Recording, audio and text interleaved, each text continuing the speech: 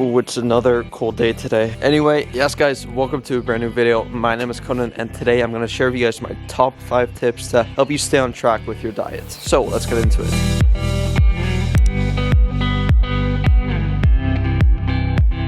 So obviously, as you guys may or may not know, my diet as of right now is very, I would say, extreme and pretty much unsustainable in the long term. However, as I'm going through it right now, I just have to ride it through. And so here are some of the tips I've implemented to basically help me stay sane and help me sustain my diet for the short term. Because obviously, again, I'm not expecting to follow this diet for the rest of my life. However, for a short period of time, I do know that I have to stick to it in order to see the results I'm looking for. So with that said, sit back, relax, and enjoy today's video. Let's go.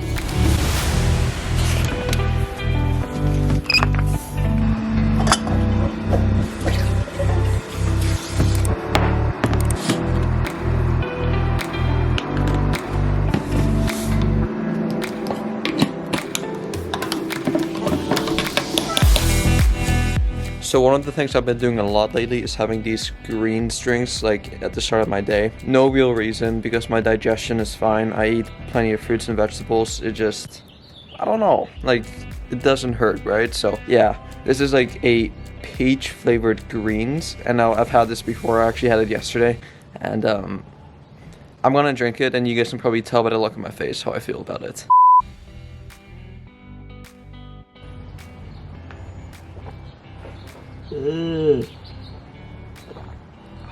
Not the best. It's really not. I feel like with any greens powder, you can't just sip on it. You gotta like literally chug it all at once, because the taste just isn't the best. Like, it's really not. Oh man, I got like some stuff here stuck in the bottom as well. I really don't want to drink that. That looks disgusting.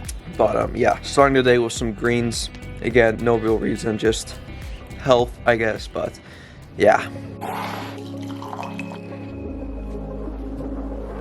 Another thing I like to have in the morning, as you guys would know, is a nice big black cup of coffee.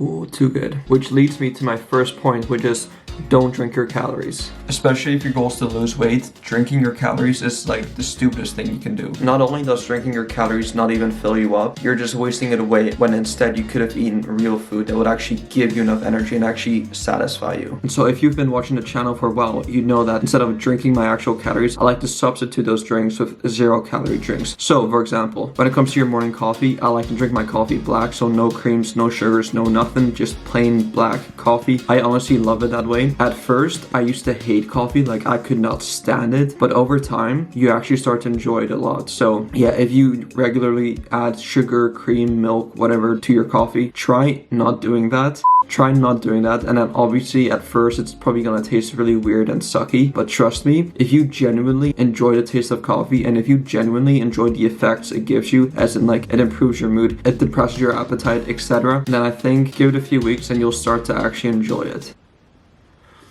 Same goes for your tea or whatever. Try to have it just plain, because once you start adding all these extra like sugars, cream, whatever, you'll start to add calories, and it can add up very, very quickly. The same goes for energy drinks or even sodas. So instead of drinking like an actual Coke, go for like a 0-calorie Coke or a 0-calorie Sprite or a 0-calorie soda, whatever. Also for energy drinks, instead of drinking the actual Monster, go for the 0-calorie Monster, which in my opinion actually tastes a lot better. So especially if your goal is to lose weight, making those small little changes to your diet by not drinking your calories but substituting those drinks with like 0-calorie drinks will make a huge difference, because these small little things like adding creams and sugars and butters to your drinks will start to add up over time. So definitely, if you aren't already, start substituting your actual drinks for 0-calorie drinks.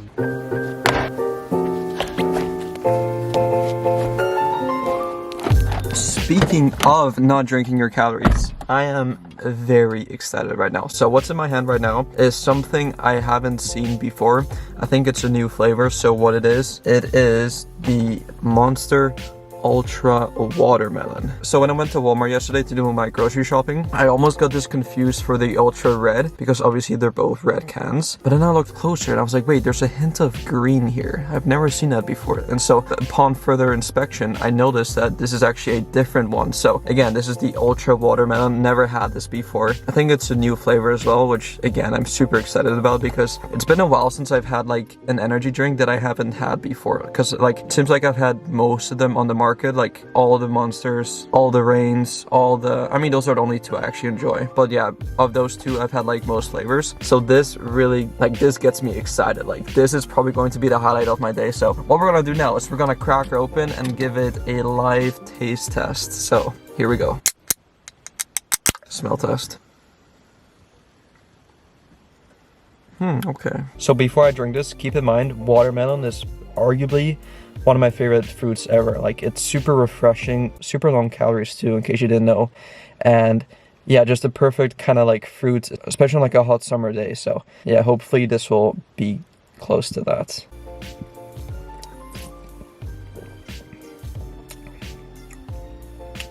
I don't know, guys.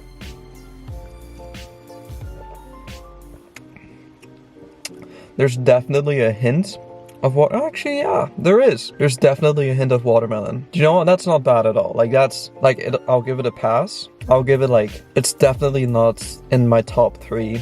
I'd say 6.5 out of 10. Like, obviously it does taste like watermelon, but I don't know. I don't know what I was expecting. I was expecting a bit more of like an explosion in my mouth, but I mean, it's a pass. That's all I can say. It's a pass. So 6.5 out of 10. Anyway, this will be your pre-workout beverage. On our way to the gym right now, smash some legs. Let's go. What is going on, guys? So I hope you're all enjoying the video so far. And so instead of making like a quick little edit of my workout, I thought I'd just kind of do a quick little commentary over my leg workout, because let me tell you, this was a very intense, difficult leg workout. So let's get into it. As you can see, we started off with a leg curl. This mainly just warms up my hamstrings and kind of gets me ready for my leg workout. So what we did here is 4 working sets, and so this is actually my last set. And so what I do here is a double drop set. So very simply put, all I did was just did my 10 straight sets, and once I was done with that, I dropped the weight about 30%, did another 10, and then dropped that again another 30%, and then did another 10. And so yeah, that definitely gets your legs and hamstrings nice and warm for the leg workout. Great start to the workout. And then moved on to some pause squats. And let me tell you guys, these really humbled me because I had to drop the weight down significantly. So normally I squat at least 2 plates, but yeah, as you can see here, it's only 185 on the bar, which yeah, it's kind of sad to be honest. But yeah, especially now being in a deficit, being very deep into my cut, holding on to my strength has been very difficult, especially with the compound lift. So yeah, with this, I basically just hold the squat in the hole for 1 second, and then I try to explode up as fast as I can. So obviously this is played in 2 times speed, so it may not seem like a second, but trust me, it was definitely a second. And let me tell you, once you're in that hole, that 1 second seems like it's forever. So that was definitely hard. 5 sets of 6 reps with that, by the way. Then we moved on to some bulk air and split squats, and oh my god, guys, these are probably the hardest leg exercise you can possibly do. And to make it even harder, we did a triple drop set of death. And so what I did here is 3 sets of 8 reps, and then on your final working set, so on the 3rd set, you're going to do a triple drop set with a iso hold at the bottom. So what that means is that you're going to do your 8 normal working sets, and then once you're done with those 8 reps, you're going to hold the bottom position for 8 seconds. So once you're done with those first 8 reps, you're going to hold the position at the bottom for 8 reps, otherwise known as a iso hold. Once you're done that, you're going to drop the weight in half. So you're going to drop the weight in half and do another 8 reps. And then you're just going to repeat it again. Do another 8 reps. Then once you're done with that, hold the bottom position for another 8 seconds. And then once you're done with that, you're going to drop the weight in half again, and then do another 8 reps, and then another 8-second iso hold. I'm actually filming this a couple days after the leg workout, and my legs are still sore after this one. This literally just tortured my legs. Like, as you can see here, I'm basically just questioning my life decisions at this point because it was not fun at all. Like, your legs just burned constantly, and yeah.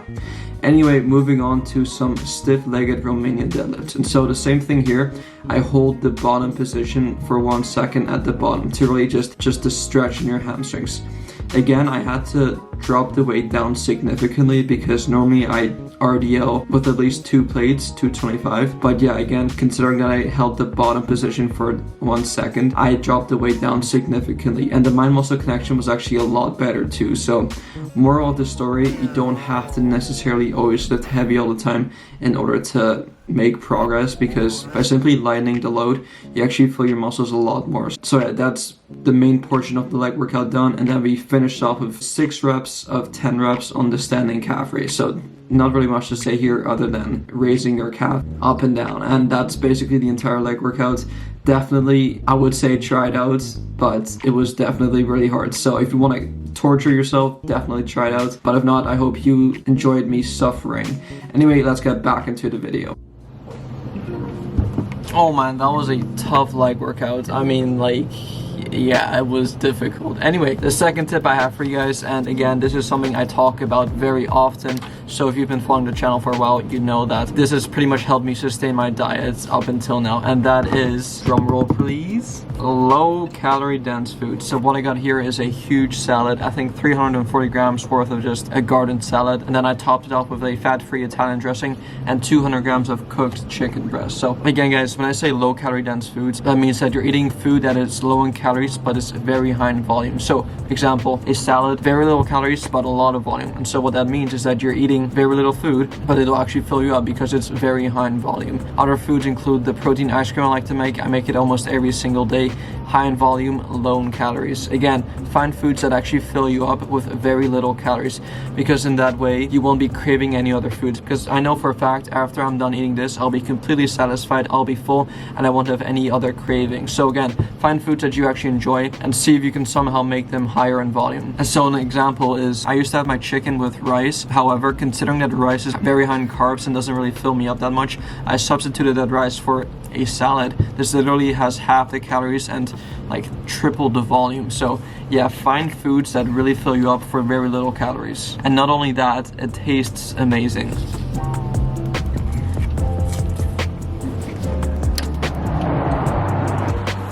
Alright guys, so I just got off work, and a third tip I have for you guys is to stay active. So obviously when you're in a caloric deficit and when you're eating less calories than you burn every single day, the likelihood of you sitting around all day and not moving much is very likely, because again, you're low on energy, you're not eating enough food, and you just want to sit around all day because you don't have enough energy to like simply move. And so the biggest tip I have for you guys that has helped me a lot is to have a set step count. And so what that means is that my goal every single day is to get at least 15,000 steps in every single day. And so if I notice myself sitting down for long periods of time, I know that I gotta hit my step count, so that automatically makes me want to move more in order for me to hit my step count. So I can't stress this point enough guys. If you find yourself sitting around all day and not moving much outside of the gym, I highly encourage you to have a set step count goal. It could be anything. It could be 5,000, it could be 10,000, it could be 15,000, whatever you want it to be. That'll just help you stay active throughout the day. So bonus tip I have for you guys is this: live in the moment. So again, when you're in a caloric deficit or when you're dieting, often you just think about this end goal. You always think about, okay, so I'm gonna go through the struggle now in order to get to this final destination, whether it's to get a six-pack or whether it's to step on stage like I want to do, or whether it's to just achieve whatever goal you have. And I'm guilty of doing this myself. I often don't really think about being in the moment, and instead I just always think about my end goal. And don't get me wrong, it is very important, because often during times when it gets hard, that's often what kind of keeps me going. Like when I'm doing cardio, I don't really enjoy living in the moment because it sucks, and I just think about my end goal. Okay, so I'm doing this cardio because I want to be as shredded as I can on stage. And so obviously during times when it gets tough, again, it is important to have that end goal, but try throughout the entire journey to kind of like live in the moment and just kind of like just live it, like live in it, instead of like always thinking about the future or always thinking about the past. Just be in the present, live in the moment, and just experience what you're doing right now. Because honestly, it sounds cheesy, but actually doing it and actually being in the process of doing it, that should be like the best part. Like actually going through your day, day by day, doing your workouts, doing your cardio, prepping your meals, being hungry, like just experiencing it, living in the moment. You should really just cherish that and just kind of like take it all in, because I don't know, like even though it sucks, even though you don't want to keep doing it, living in a moment, like it is so important. And again, it is something that I often don't really do. Like even now, I always think about, oh, I can't wait until I'm like stepping on stage, or I can't wait until the future happens. But honestly, again, like just living in a moment, experiencing it, and appreciating what you're going through is going to be my final tip for you guys. I know I kind of rambled on there, but I hope that kind of made sense to you guys. I don't know if it did or not, but those are my 3 tips I have for you today. So I sincerely hope you guys enjoyed this workout, and I hope you appreciated that extra bonus tip. If you did, please be sure to go give this video a thumbs up. I would highly appreciate it. Subscribe to my channel if you're new, and I'll see you guys in the next one. Peace out.